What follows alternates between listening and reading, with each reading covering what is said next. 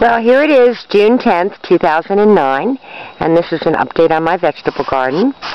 And we got about 1/8 of an inch of rain yesterday, which wasn't very meaningful, but I had given the garden a real good soaking the day before, so the moisture in the air has helped them. And wanted to show you my seaweed tea right there.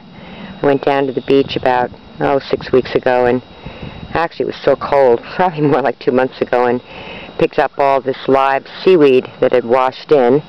And so that's my seaweed tea, and it's filled with vitamins and minerals, and I use that as intermittent fertilizer on everything, and they love it. And those are my peas growing there. They're flowering, so that means peas. Peas are in the future. And I should have planted them closer to the... I put the wire, the netting.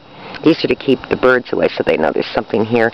I put the netting in after I planted the peas, which was not a good idea. I should have put the netting in first, because I have to keep pushing the peas with their little tendrils, you know, so they'll hook on. But that's okay.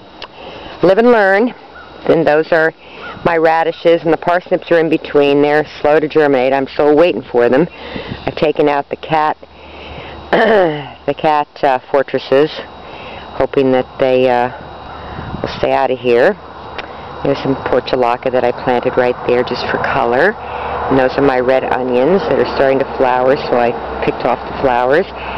There's my broccoli, and it looks like a cat or something was in her overnight, because this one got bent over, and now I have it propped up with rocks. I'm going to have to go get a stick and tie it to a stick.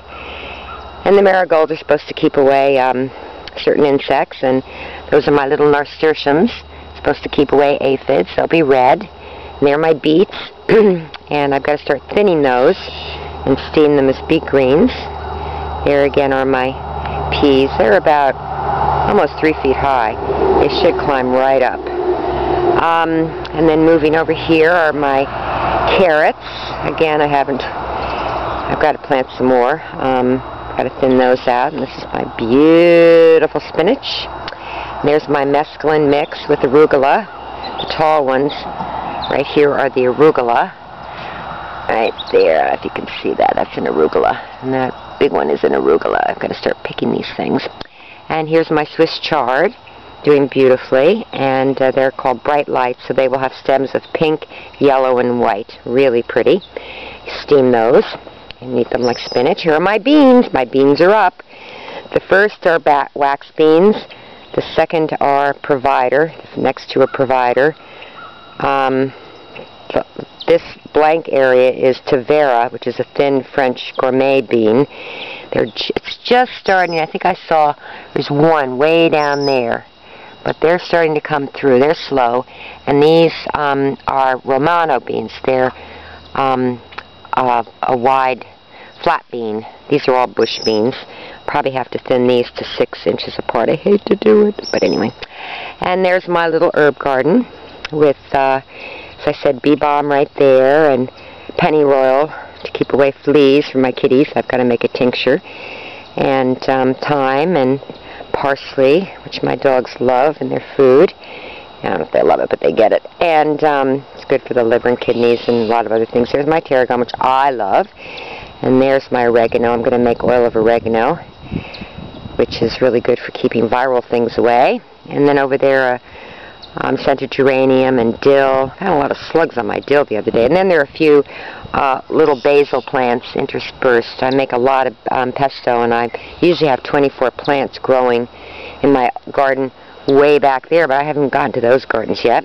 And here are is my potato bed covered in hay, and with netting on, with screening on to keep the cats off, because they've been lounging on it. And so let me walk over here, and I got my scarlet runner beans planted the other night at 9 o'clock, pretty late, and they have a beautiful red flower that attracts hummingbirds, and a beautiful pod that can grow 12 inches long, but I usually take them at 8, and they're delicious.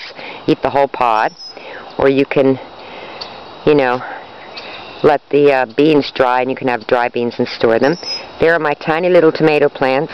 In about 2 weeks later than last year, They're Brandywine, Amish Brandywine organic. They're beautiful. They have gigantic red tomatoes, you know, like in the end of August. Tomatoes come in late here. And there's some more marigolds, and here's a sunflower. It's growing. So this is my garden. Oh, and way over there are my garlic doing beautifully. I'll have to pinch off the flowers when they start flowering, or putting up flower bulbs. I just did it off the onions. I took those off. And way back there are 3 other vegetable gardens, and I just don't know. I'm going to get to one of them, because I have to plant my basil and some spaghetti squash, which I love. But it's getting really late. And over here is where I planted the potatoes last year under hay. And look what we have here. We have a potato plant coming up from last year. Amazing. And those are bush zucchini in there with a fence, so my blind dog won't walk into this. Planted those a few days ago. So here we are looking back at the garden. And that's it. Signing off. Bye-bye.